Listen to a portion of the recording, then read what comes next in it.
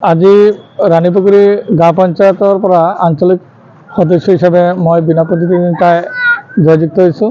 মই ৰাণীপুখুৰী মণ্ডল সভাপতি প্ৰমুখ্যে সকলো কাৰ্যকৰ্তাক ধন্যবাদ। বিশেষ কৰি মোৰ ৰাণীপুখুৰী জনসাধাৰণক মই প্ৰণাম জনাইছোঁ। তেওঁলোকৰ আশীৰ্বাদত আজি মই জয়যুক্ত হ'ব পাৰিছোঁ।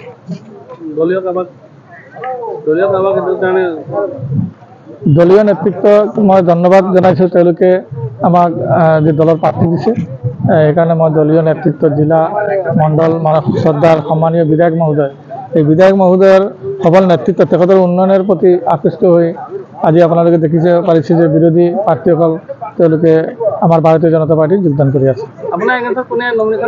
মোৰ এগেইনষ্টত দিছিলে কংগ্ৰেছ দলৰ মনোজ কুমাৰ দাস, তেখেতকো মই ধন্যবাদ জনাইছোঁ। তেখেতে ইতিপূৰ্বে আমাৰ ভাৰতীয় জনতা পাৰ্টিত যোগদান কৰিছে। ই মোৰ ভাতৃসম। আগন্তুক দিনত দুজনে একেলগে মিলি আমাৰ ৰাইজৰ কাম কৰিবলৈ আমি চেষ্টা কৰিম। যিকোনো খবৰৰ বাবে যোগাযোগ কৰক 7099017330 লগতে 7099017110 নম্বৰত।